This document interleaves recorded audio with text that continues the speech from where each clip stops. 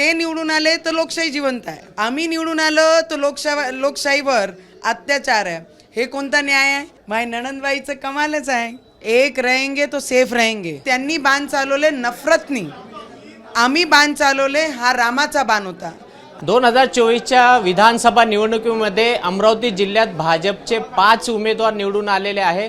8 पैकी 7 जागेवर महायुतीचे उमेदवार निवडून आलेले, त्यामधून 5 उमेदवार हे कमळ चिन्हावर निवडून आले. आणि खरं जर पाहिलं तर लोकसभेमध्ये नवनीत राणा यांचा भाजपाकडून कमळ चिन्हावर पराभव झाला होता, परंतु तरीसुद्धा नवनीत राणा या हरल्या नाही. त्यांनी अनेक वेळा सांगितलं मी हरली नाही, पुन्हा जोमात कामाला लागेल, आणि त्यांची फलश्रुती आज कामाला आलेली आहे. आज त्या किंग मेकर ठरलेल्या आहे. अमरावती जिल्ह्यामध्ये 5 ठिकाणी कमळ चिन्ह निवडून आलेलं आहे. आपल्यासोबत नवनीत राणा स्वतः आहे. काय सांगाल? 8 पैकी 7 जागा हे महायुतीच्या आल्या आणि त्याच्यातून 5 ठिकाणी कमळ आले. किंग मेकर आपण म्हणत आहे, जिल्ह्याची लोक म्हणत आहे, पण मला असं वाटते की आमचं किंग आमची विचार आहे. आमचे विचारधारा घेऊन आम्ही लोकसभामध्येही लढलो आणि या विधानसभेमध्ये सुद्धा आम्ही तेच विचार घेऊन मैदानात उतरलो. आणि आमचे उमेदवारांचं, आमचे कमळ चिन्हावर जे उमेदवार सगळे उभे होते आणि मी स्टार प्रचारक म्हणून जी जबाबदारी मला दिली होती, लोकसभामध्ये माझा पराभव जरी झाला होता तरी उमेदवार आम्हीच आहे, मीच उमेदवार म्हणून आम्ही ते काम केलं. आणि त्याचा रिझल्ट या पद्धतीने पूर्ण जिल्ह्यामध्ये कमळमय वातावरण पूर्ण निर्माण केलं. आणि कालचं जे राजकमल होतं आमचं, त्या राजकमलला शुद्धीकरण करण्याचं काम आम्ही केलं. आणि माझे डोळ्यात, माझे डोक्यात तेवढंच होता, काही लोकांनी बाण चालवले, पण त्यांनी बाण चालवले नफरतनी, आम्ही बाण चालवले हा रामाचा बाण होता. आणि तेच शुद्धीकरण मला राजकमलवर पाहिजे होता. आणि हा श्रेय बरेचसे असे लोक आहे ज्यांनी आतमध्ये बसून एक विचारधारा घेऊन आमचे भारतीय जनता पार्टीसाठी काम केलं. त्यांचा मी मनापासून धन्यवाद करते. ते कधीच कुठे दिसत नाही, पण ते शांततेने काम करतात. आणि ग्राउंडचे जे कार्यकर्ता होते या जिल्ह्यात, पहिल्यांदा असं झालं की लोक आम्हाला निवडून आणण्यासाठी नेत्यांनी काम केलं. नाही ते नेहमी असंच झालं आहे की उमेदवाराला पाडण्यासाठी बरेचसे लोक काम करतात. तर तो अंतर यावेळीच राहिला आणि त्याचा रिझल्ट असं दिसलं. यावेळी आता सोशल मीडियावर कालपासून एक ट्रेंड चाललेला आहे, म्हणजे व्हायरल होत आहे की ओट जिहाद पराभूत आणि हिंदू ऐक्याचा विजय. कसं पाहतात? एक रहेंगे तो सेफ रहेंगे हा जे नारा आमचा होता, ते नारा जिवंती भारतीय जनता पार्टीचे आमच्या मोठ्या नेत्यांनी केलं आणि त्याचं श्रेयसुद्धा जाते. आणि मतदारांना कळलं आणि मतदारांनी एकी दाखवली म्हणून हा रिझल्ट या पद्धतीने. कारण 70% ज्यांचे मतं आहे तो व्यक्ती लोकसभामध्ये माझ्यासारखे पराभव झाले 10,000 मतांनी. तर त्याचं सगळ्यात मोठं इंटेन्शन आमचे पार्टीचं आणि आमचं होतं की आम्ही लोकांपर्यंत पोचून हे सांगितलं पाहिजे की आपण 70% आहे, आपण एक राहिलो पाहिजे, आपली विचारधारा जिवंत राहिली पाहिजे आणि त्याकरिता आपण मतं केले पाहिजे. आणि ते मतांमध्ये रूपांतर झालं आणि त्याचा रिझल्ट असं झाला. आम्ही सगळ्यांनी जर एका केली तर येणाऱ्या भविष्यामध्ये सुद्धा असेच पद्धतीचे रिझल्ट, कोणताही लहान इलेक्शन जरी असला तर याच पद्धतीने रिझल्ट तुम्हाला भेटेल. काँग्रेसचे दिग्गज पराभूत झाले, यशोमती ठाकूर पराभूत झाल्या, बच्चू कडू पराभूत झाले. यांना बरेचसे लोकांना मुख्यमंत्री बनायचे होते, स्वप्न होता.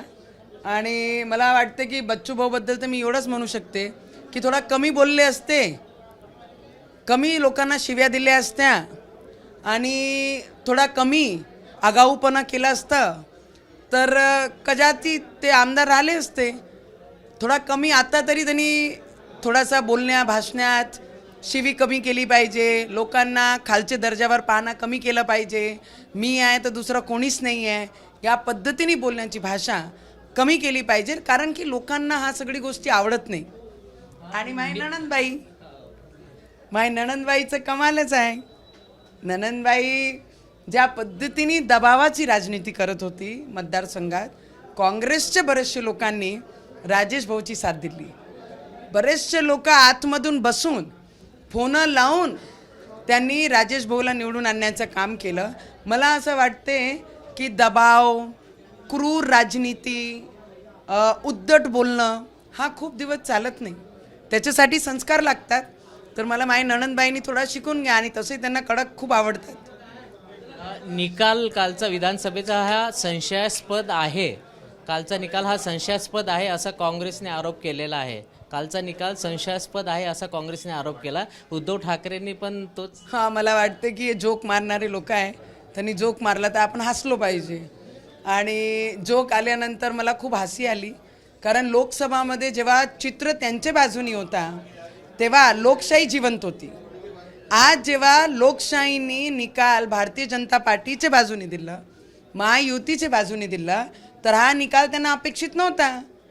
ते निवडून आले तर लोकशाही जिवंत आहे, आम्ही निवडून आलो तर लोकशाहीवर अत्याचार आहे. हे कोणता न्याय आहे? तर मला वाटतं जोक होता, आपण हसून टाळलं पाहिजे.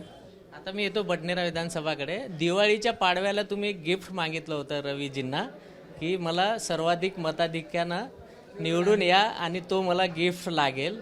तो कदाचित मिळाला असं वाटते. 67,000 निवडून आले. म्हणजे त्यांची तिन्ही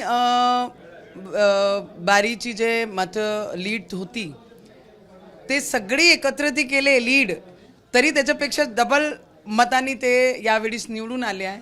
तर मला वाटते याच्यापेक्षा मोठा गिफ्ट एक लीडर बाहेर आहे मी, पण घरात मी जेव्हा दिवाळीच्या दुसऱ्या दिवशी आपलेच चॅनलनी बातमी केली होती, हिच्यापेक्षा मोठा गिफ्ट मला माझ्या आयुष्यात नाही भेटू शकत. कारण नवऱ्याला पुढे जाताना एक बायकोनी आपले डोळ्यांनी पाहणं, हिच्यापेक्षा मोठं स्वप्न बायकोसाठी कधीच होऊ शकत नाही. आणि बायको तो आहेच, पण बडनेरा मतदारसंघाचे सगळी बहिणी, जर शेताचा एक व्हिडिओ आला आहे, ते गोरगरीब बाया शेतामध्ये कपास हे करायला गेले आहे आणि तिथे नाचून राहिले की आमचा भाऊ आला म्हणून, आमचा रवी राणा आला, आमचा पाना आला. तर ते सगळी बहिणीची मनापासून मी खूप खूप आभारी आहे. आणि मी तेवढंच म्हणू शकते की देवानी माझे सगळे नंदाला बडनेरा मतदारसंघामध्ये कुठेही असो त्यांच्या जीवनात सगळी गोष्टी खूप द्याव, एवढीच देवाच्यांनी प्रार्थना करते. आणि धन्यवाद. शेवटचा प्रश्न, तुमची राज्यसभेवर निवड होणार आणि रवी राणा यांना मंत्रिपद मिळेल अशी आता चर्चा सुरू झालेली आहे. मला असं वाटतं आमचं पहिलं स्वप्न आहे की आमचे देवेंद्र फडणवीसजी, ज्यांना पूर्ण महाराष्ट्रामध्ये बरेचसे नेत्यांनी असं घेरलं होतं, सकाळ झाली ते देवेंद्र फडणवीसजींना शिवी देणं सुरू करायचे आणि रात्रीपर्यंत फक्त एकच टार्गेट होता की देवेंद्र फडणवीसजी. आणि आज माझं स्वप्न जेव्हा मी सुरुवात केली तर तेव्हा एवढंच होता की आमचे देवेंद्र फडणवीसजींनी जे सॅक्रिफाईस केला, आज तरी आम्ही सगळ्यात मोठा पक्ष म्हणून भारतीय जनता पार्टी महाराष्ट्रामध्ये आहे, तर मुख्यमंत्री आमचे देवेंद्र फडणवीसजी झाले पाहिजे. आज टार्गेट एवढंच आहे. रवीजींसाठी आमचं योगदान गेल्या 3 टर्मपासून रवीजी देवेंद्र फडणवीसजींसोबत आहे. मी माझं रक्ताचं पाणी केलं, लोकसभामध्येही केलं, विधानसभामध्येही केलं. त्यांनी जी जबाबदारी दिली ती जबाबदारी मी पार पाडली आणि मी जास्त एक्सपेक्ट करत नाही, पण माझी इच्छा आज तरी देवेंद्र फडणवीसजींना ॲज अ मुख्यमंत्री शपथ घेताना ते डोळ्यांनी पाहायची आहे.